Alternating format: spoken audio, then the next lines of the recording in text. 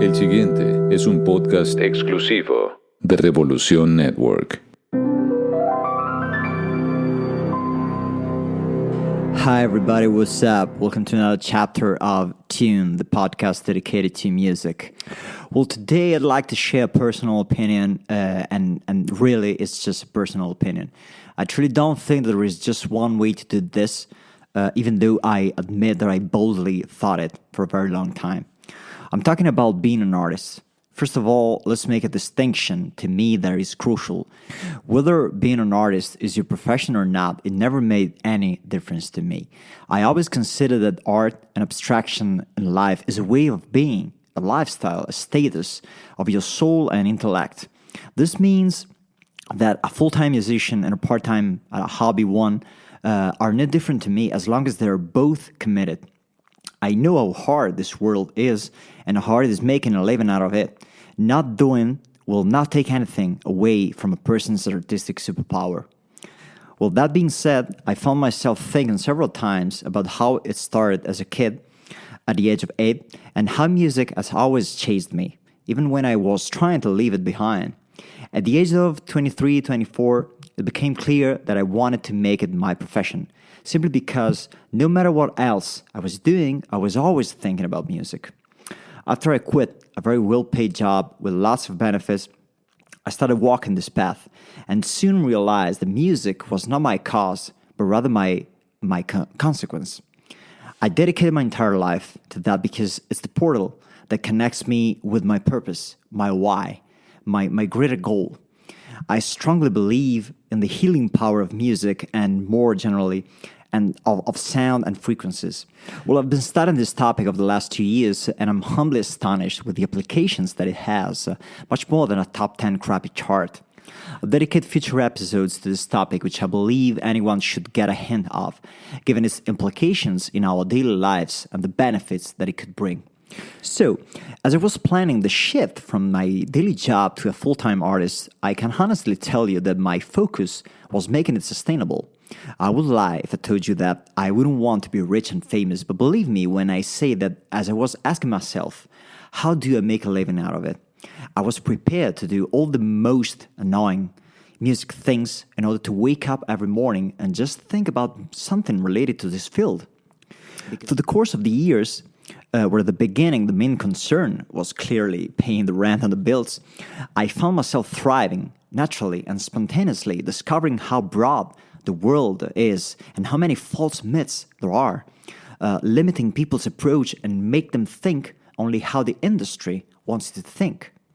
I've always had a lot of students, whether it is for singing classes or production mixing courses, but one day I found myself wondering, why would anyone choose this path for making a living?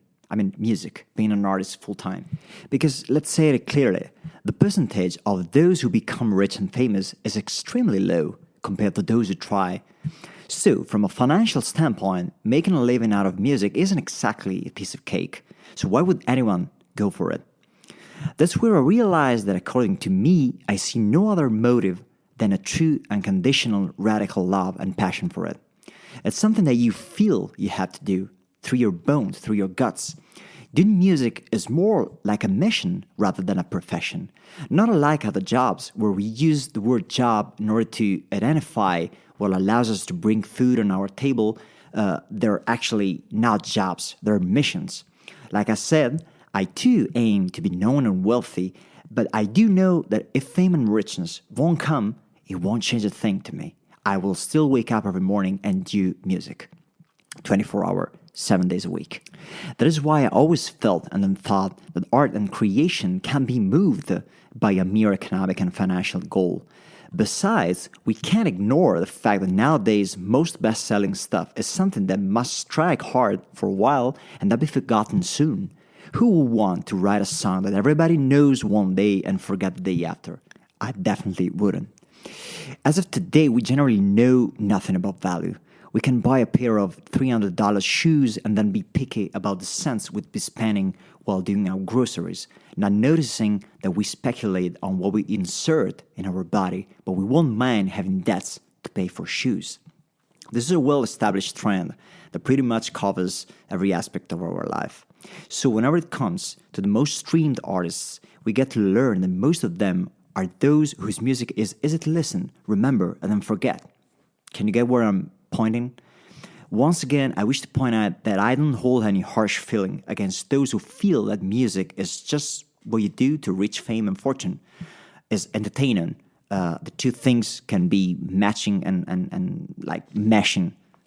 Some people think that, perhaps. That's the way things are. It's the world we're living in, and where nothing can apparently be spared from the cold law of profit.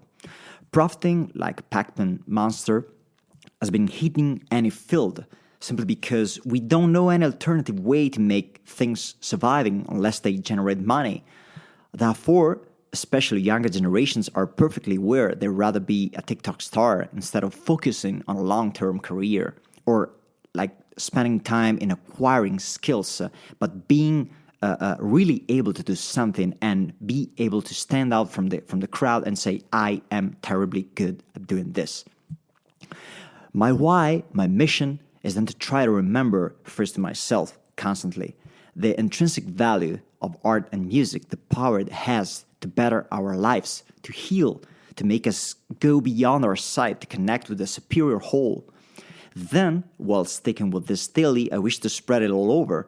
For anyone who feels resonating with this, and for all those who feel tired and bored by the same prepackaged songs, which simply fill our ears with noise, because that's what it is.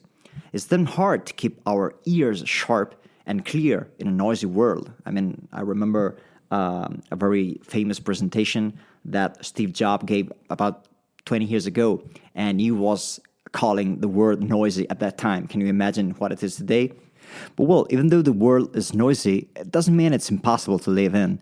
The noise is like fog. It makes it harder to hear and see through because it makes more or less all the same. Though we should never forget that beauty can be anywhere. We just have to develop a better sight, a better hearing. So the final question is that, are we up to? Do we really want to do that? Well, my friends, we got to the end of this chapter. I hope you like the content, and as usual, let me know your comments, your thoughts, if you feel like you're resonating with what I'm saying, or if I'm totally out of the blue. As usual, thanks for listening, and see you in the next chapter. Ciao.